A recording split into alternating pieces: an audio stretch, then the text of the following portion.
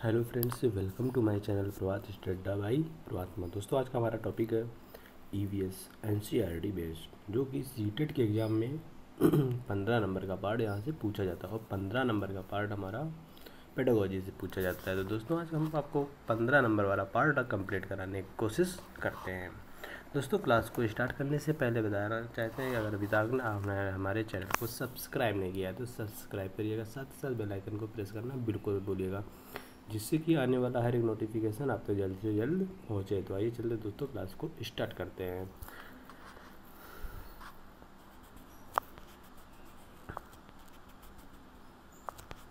ये रहा स्क्रीन पे आपके सामने पहला क्वेश्चन।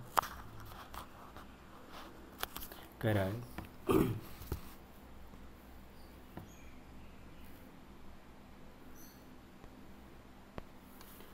नीचे दिए गए पक्षियों की कौन सी प्रजाति झटके से आसान अपनी गर्दन को आगे पीछे करती। देखिए कितना अच्छा क्वेश्चन और वेरी वेरी इम्पॉर्टेंट क्वेश्चन है दोस्तों। ये कई बार परीक्षाओं में पूछा गया है, इसमें बच्चे भ्रमित हो जाते हैं, ठीक है, इसलिए आपको ध्यान देने की ज़रूरत है। और आप नोटबुक में स्टार बना कर लिख दीजिएगा इसको, जिससे कि आपको प्रैक्टिस करने के दौरान क्वेश्चन मिल जाएगा तो आपको याद रहेगा। तो ऑप्शन ए मैना, ऑप्शन बी उल्लू, और ऑप्शन सी जो होता है वो कह रहा है कौवा, और ऑप्शन डी बसंत गौरी। अब बताइए दोस्तों, इसका राइट आंसर क्या होगा। कुछ बच्चे तो इसका बता रहे होंगे कि उल्लू होता है, ठीक। बहुत से बच्चे बताते हैं कि मैना होता है। 20% लोग इसमें बताएंगे कि मैना होता है, और 50% लोग बताते हैं उल्लू होगा, ठीक है, और 30% लोग हमारे गौरी पे आ जाते हैं। तो दोस्तों, अब आपको हम एक एक के बारे में बताना चाहते हैं, ठीक है। क्या होता है कि जो मैना होती है वो अपनी गर्दन को झटके के साथ आगे पीछे करती। कैसे? झटके के साथ। जैसे इसने पूछा झटके के साथ, तो ठीक है, झटके के साथ मैना अपनी गर्दन को आगे पीछे करती है। और अब बात करते हैं उल्लू की। उल्लू क्या है, अपनी गर्दन को 360 डिग्री घुमा लेता है, यानी कि पूरा राउंड एक लगा लेता है। और कौवा जो होता है वो अपनी गर्दन को आगे पीछे घुमा नहीं सकता है, बस इधर और उधर, इधर देख लेगा इधर देख लेता है, दो जगह वो मतलब इधर उधर देख पाता है। और बसंत गौरी जो होती है ये भी अपनी गर्दन को अधिक पीछे नहीं करती है, मतलब करती है भी चलिए, अधिक पीछे नहीं करती है। तो दोस्तों, आपसे उसने पूछा था झटके के साथ, ठीक है, तो झटके के साथ हमारा राइट आंसर हो जाएगा मैना। इसलिए इसका राइट आंसर हो जाएगा दोस्तों ऑप्शन ए। आइए चलते हैं क्वेश्चन नंबर 2 की ओर।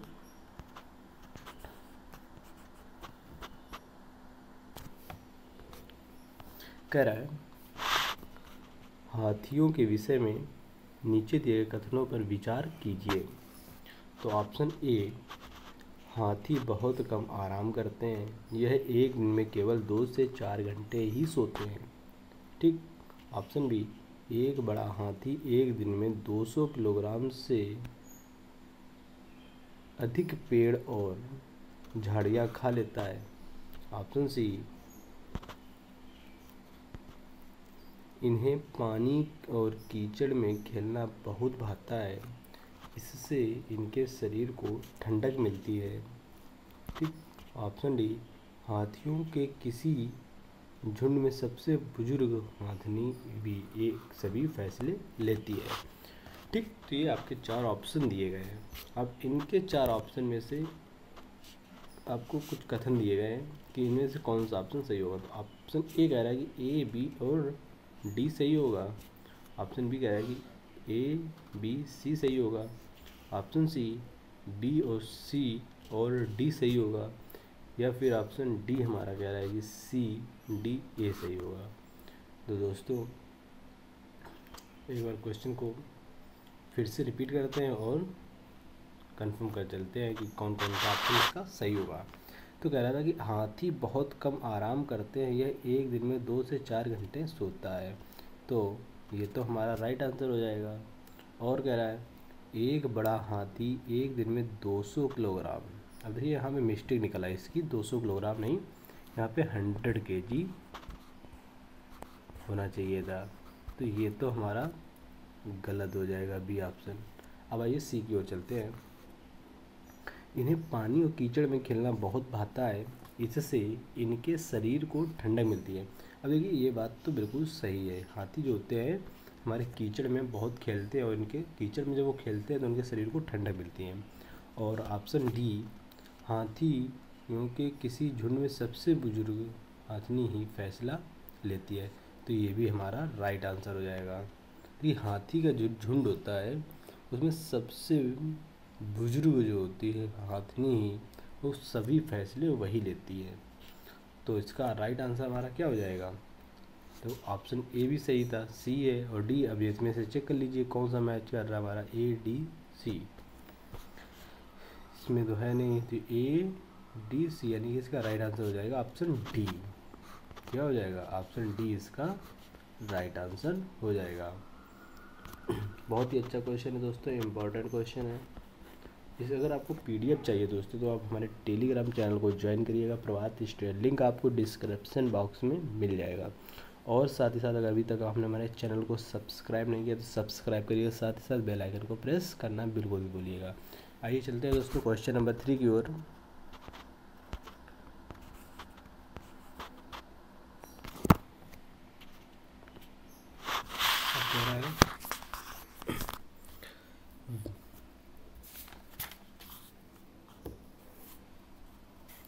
निम्नलिखित में से कौन अंतर्राष्ट्रीय व्याख्याति प्राप्त वेट लिफ्टर है? देखिए निम्नलिखित में से, मतलब निम्नलिखित 4 ऑप्शन देंगे, इनमें से कौन अंतर्राष्ट्रीय वेट लिफ्टर है? ठीक है, अंतर्राष्ट्रीय विख्याति। ठीक, तो option A Karnam Malleswari, option B Sunita Williams, option C Bachendri Pal, option D Suryamani. दोस्तों इसका राइट आंसर क्या होगा? जल्दी से आप लोग पहले कमेंट करके 30 सेकंड में बता दीजिए, फिर इसको मैं डिटेल में बताता हूँ।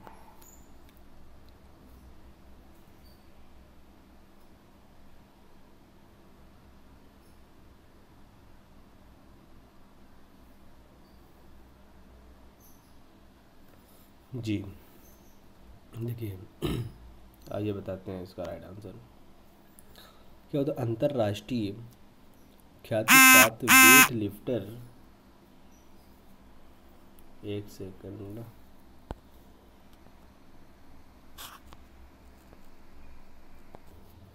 अंतर्राष्ट्रीय ख्याति प्राप्त वेट लिफ्टर कर्णम मल्लेश्वरी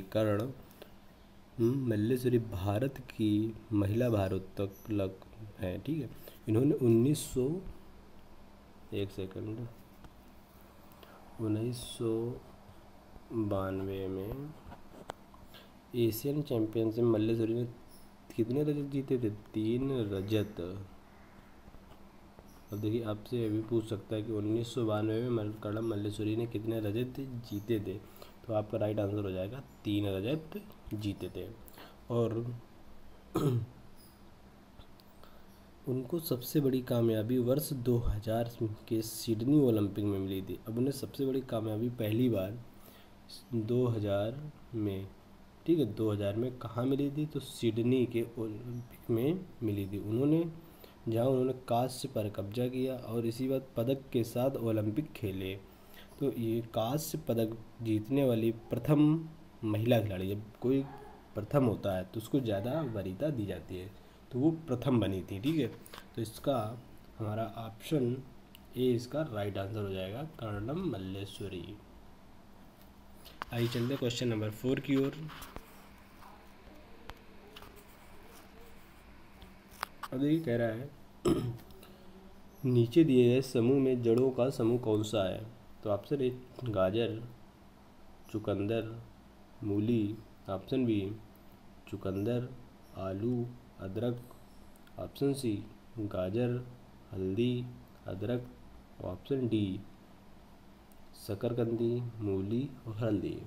अब आइए चलिए दोस्तों इसको जानते हैं कि कौन सा हमारा जड़ होता है और कौन सा हमारा तना होता है। तो ये जड़ों का जो समूह है इनमें से जड़, ठीक, तो वो कौन कौन से हैं। एक तो चुकंदर हो जाएगा, हम सी से लिख देते हैं, ठीक है, और जी से गाजर, और एम से मूली, ये तो हमारे हो जाएंगे क्या, जड़। अब बाकी के जो हमारे हैं वो हमारे तना है। कौन कौन से, तो ये आलू, ए से आलू हो गया, ए से अदरक हो गया, एच से हल्दी और शकरकंदी, ये सब हमारे क्या हो जाएंगे, ये हो जाएंगे तना। तो ये इस ऑप्शन में देखिए किसमें ये तीन हमारे मैच कर रहे हैं, चुकंदर गाजर मूली, चुकंदर गाजर मूली।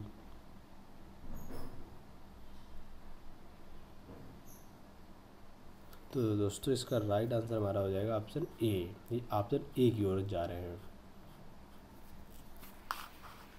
नेक्स्ट क्वेश्चन की ओर चलते, क्वेश्चन नंबर 5 को।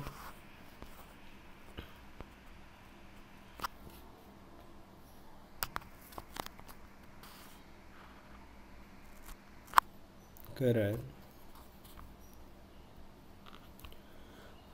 उच्च ज्वर यानी कि तेज बुखार के साथ कपकपी जिसका उपचार सिनकोना पेड़ की छाल से किया जा सकता है, ठीक है।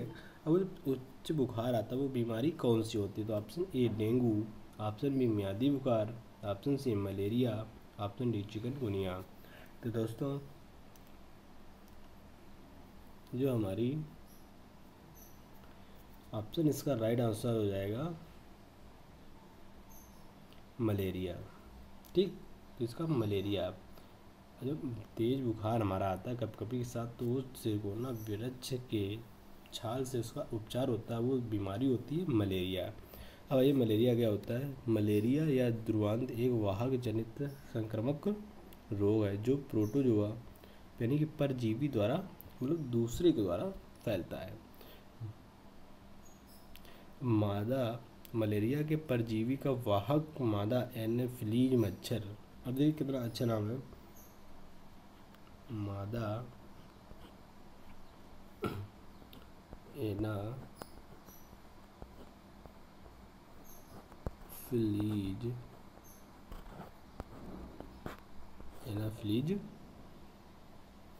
मच्छर है। मलेरिया में व्यक्ति को उच्च ज्वर के साथ कपकपी होती है और इसका उपचार सिनकोना वृक्ष की छाल से किया जाता है। तो दोस्तों इसका राइट आंसर हमारा हो जाएगा ऑप्शन सी। आइए चलते हैं क्वेश्चन नंबर 6 की ओर।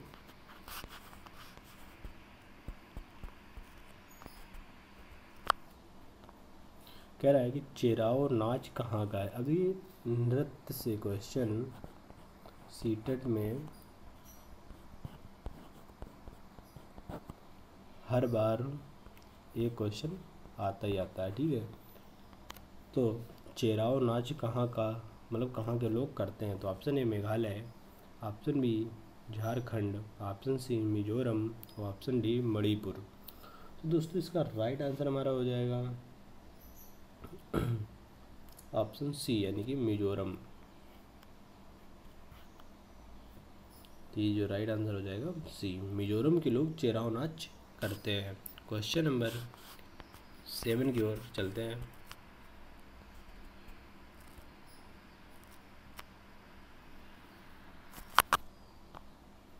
क्वेश्चन नंबर 7 कह रहा है नीचे दिए गए शहरों, ठीक है, नीचे दिए गए शहरों में से किस ए में रेत के पहाड़ पाए जाते हैं, ठीक है। तो अब रेत के पहाड़ कहाँ पाए जाते हैं, तो option A Abu Dhabi, option B Berlin और ऑप्शन सी थिम्पू और ऑप्शन डी हो जाएगा काबुल। दोस्तों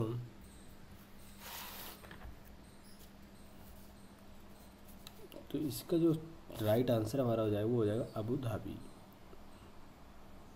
अबू धाबी में क्या होता है कि जो रेत के टीले होते हैं ना, ऐसा होता है रेत का टीला, ये रेत के टीले होते हैं, इनको ही पहाड़ वहाँ पे बोला जाता है, पहाड़ पहाड़ कह दिया जाता है, ठीक है। तो ये अबू धाबी में पाए जाते हैं। क्वेश्चन नंबर 8,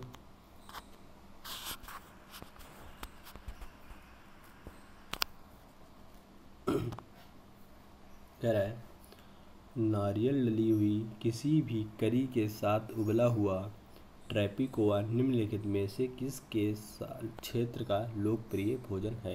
अब देखिए, नारियल डली हुई करी के साथ उबला हुआ ट्रैपिकोआ जो होता है वो किसके क्षेत्र में भोजन, ठीक है, किस क्षेत्र का भोजन है। तो ऑप्शन ए कह रहा है कि पश्चिम बंगाल का है, ऑप्शन बी बिहार का है, ऑप्शन सी तमिलनाडु का है, ऑप्शन डी केरल का है।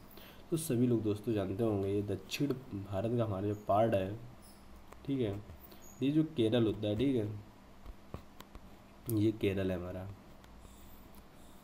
तो ये केरल में हमारे नारियल का पेड़ पाया जाता है, तो ये हमारा केरल, इसका राइट आंसर केरल हो जाएगा। आइए चलते क्वेश्चन नंबर 9 की ओर दोस्तों।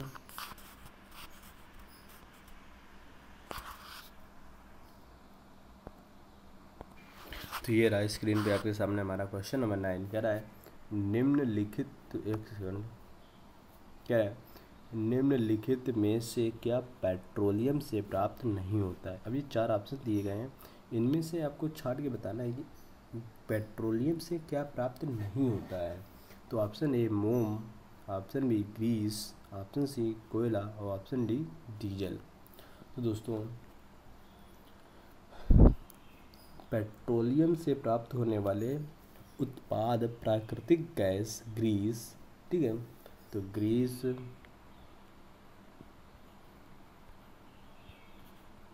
पेट्रोल, शॉर्ट करने लगे, पेट्रोल, डीजल, मोम, केरोसिन, ठीक, कैसे केरोसिन इत्यादि है, जबकि कोयला इसका उत्पादक नहीं है। तो जो हमारा पेट्रोलियम होता है ना, उससे कोयला नहीं प्राप्त किया जा सकता है। तो दोस्तों इसका राइट आंसर हमारा हो जाएगा ऑप्शन सी, यानी कि कोयला। अब आपसे नहीं पूछा गया इसका, अब देखिए यहाँ पे बच्चे वो भ्रमित हो जाते हैं कि इसका राइट आंसर क्या होगा। अगर बच्चे पेपर देते तो नहीं, भूल जाएंगे, अगर भूल ही जाते हैं मोस्टली, नहीं को ध्यान ही नहीं देते हैं, तो ऐसे में क्वेश्चन आपका गलत हो। अब क्वेश्चन आपको अगर नहीं पढ़ेंगे नहीं तो क्या आंसर हो जाएगा, निम्नलिखित में से क्या पेट्रोलियम से प्राप्त होता है। तो आप सोचेंगे कि यार पेट्रोलियम से मोम, ग्रीस, कोयला एक ही तो सही होगा, तो आप डीजल पे लगा देंगे जाके, तो आपका आंसर गलत हो जाएगा, जबकि राइट आंसर क्या हो जाएगा, सी, यानी कि कोयला। आइए चलते क्वेश्चन नंबर 10 की ओर दोस्तों। आज का हमारा ये लास्ट क्वेश्चन है। कह रहा है निम्नलिखित में से कौन सी ग्रीन हाउस गैस है।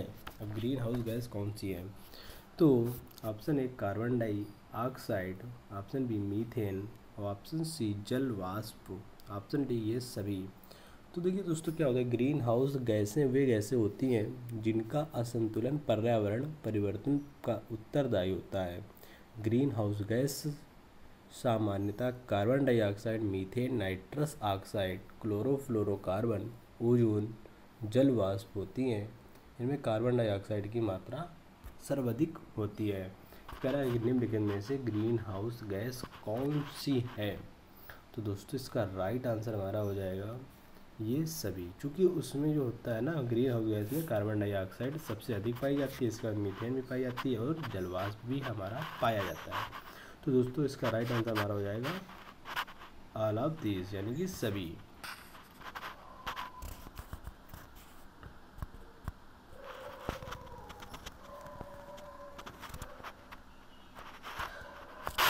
दोस्तों अगर आपको हमारा वीडियो अच्छा लगा तो हमारे वीडियो को लाइक करिएगा, साथ ही साथ अपने दोस्त और कमेंट करके बताइएगा कि हमें कि आपको कौन सा वीडियो लगा, आपको हमारे वीडियो में से 10 क्वेश्चन में से आपके कितने सही हुए हैं, ये आप हमें कमेंट करके ज़रूर बताइएगा। और अगर अभी तक आपने अपने दोस्तों को वीडियो शेयर नहीं किया है तो शेयर करिएगा, साथ ही साथ चैनल को सब्सक्राइब करिएगा और बेल आइकन को प्रेस करना बिल्कुल मत भूलिएगा। और दोस्तों आपको टेलीग्राम पे हमारे PDF चाहिए तो आप हमारे डिस्क्रिप्शन बॉक्स में जाइएगा, वहाँ पे आपको लिंक मिल जाएगा, उससे आप हमारे टेलीग्राम चैनल से जुड़ सकते हैं। आपको वहाँ पे PDF भी प्रोवाइड कराई जाएगी।